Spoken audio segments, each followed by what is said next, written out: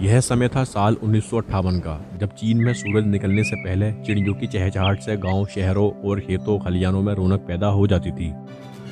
लेकिन जब माओ जेडोंग ने एक अभियान शुरू किया, तभी शुरुआत होती है चीन में एक कयामत की, जिसे 4 पेस्ट कैंपेन का नाम दिया गया था। इस मुहिम के जरिए 4 पेस्ट को मारने का फैसला किया गया था। पहला था मच्छर, दूसरा मक्खी, तीसरा चूहा और चौथी थी हमारी प्यारी मासूम गुरैया। सोचकर भी अजीब लगता है कि आखिर उस मासूम गुरैया से इंसानों को ऐसा क्या डर था जिसके चलते उसे मारने का अभियान चलाने की नौबत आ गई। मानते हैं कि मच्छरों ने मलेरिया फैलाया, मक्खियों ने हैजा और चूहों ने प्लेग, तो इन सबका सफाया तो इंसानों के पक्ष में था। लेकिन गुरैया का क्या गुनाह था? मासूम कही जाने वाली गुरैया को माओ जेडोंग ने यह कहकर मारने का फरमान सुना दिया था कि वह लोगों का अनाज खा जाती है। कहा गया कि गुरैया किसानों की मेहनत बेकार कर देती है और सारा अनाज खा जाती है। मच्छर, मक्खी और चूहे तो नुकसान करने के आदी हैं, लेकिन मच्छर, चूहे और मक्खी ने तो खुद को छुपा लिया था। लेकिन गुरैया जैसी मासूम चिड़िया तो इंसानों के सबसे नजदीक रहती थी। वह चाहकर भी खुद को छुपा ना सकी। नतीजा ये हुआ कि इंसानों ने भी बड़ी दर्दनाक तरीके से मार डाला। चीन में उस समय के क्रांतिकारियों ने जनता के बीच में इस मिशन को एक आंदोलन की तरह फैला दिया। लोग बर्तन, टीन, ड्रम बजा बजाकर चिड़ियों को उड़ाते रहते थे।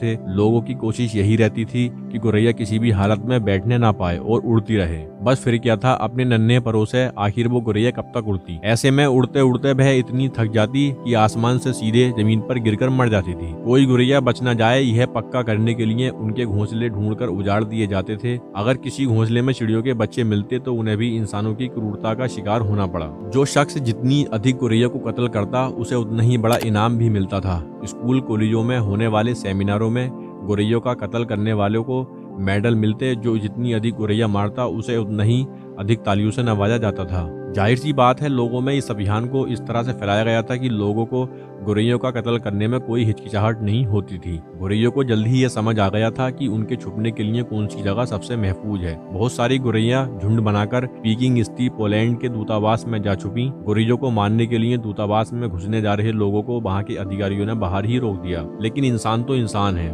खासकर चीन के वो लोग जिनके सर पर खून सवार हो। पूरे पोलिश दूतावास को चारों तरफ से घेर लिया गया। 2 दिन तक लगातार ड्रम पीटे गए। आखिरकार ड्रमों के शोर से गुरैयों के झुंड ने दम तोड़ दिया। सफाई कर्मियों के बेलचों से मर चुकी प्यारी गुरैयों को दूतावास से बाहर फेंक दिया गया। चीन में एक अभियान के तहत गुरैयों को मारने का गुनाह तो लोगों ने कर दिया था, लेकिन महज 2 सालों में ही अप्रैल 1960 आते आते लोगों को इसका बेहद खौफनाक अंजाम भुगतना पड़ा। दरअसल गुरैया सिर्फ अनाज नहीं खाती थी, बल्कि उन कीड़ों को भी खा जाती थी जो अनाज की पैदावार को खराब करने का काम करते थे। गुरैयों के मर जाने का नतीजा ये हुआ कि धान की पैदावार बढ़ने के बजाय घटने लगी। माओ को समझ आ चुका था कि उससे भयानक भूल हो गई है। उसने तुरंत ही गुरैयों को 4 पेस्ट से हटने के आदेश जारी कर दिए और गुरैया की जगह अब खटमल मारने को कहा। लेकिन तब तक बहुत देर हो चुकी थी। टिड्डी और दूसरे कीड़ों की आबादी तेजी से बढ़ने लगी, लेकिन गुरैया तो पहले ही मारी जा चुकी थी, जो उनकी आबादी पर लगाम लगाती। कीड़ों को मारने के लिए तरह तरह की दवाइयों का इस्तेमाल किया जाने लगा, लेकिन पैदावार बढ़ने के बजाय घटती ही रही और आगे चलकर इसने एक अकाल का रूप ले लिया, जिसमें करीब 2.5 करोड़ लोग भूखे मारे गए थे।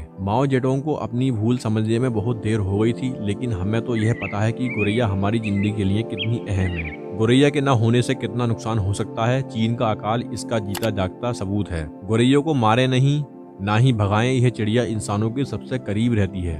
और जरा सोच कर देखिए, आखिर एक गुरैया आपका कितना अनाज खा जाएगी। आज के समय में शहरों में गुरैया मुश्किल से ही देखने को मिलती है, तो अपनी छत पर गुरैयों के लिए पानी और मुट्ठी भर अनाज रखें, ताकि हमें कभी चीन जैसा अकाल देखने की नौबत न आए।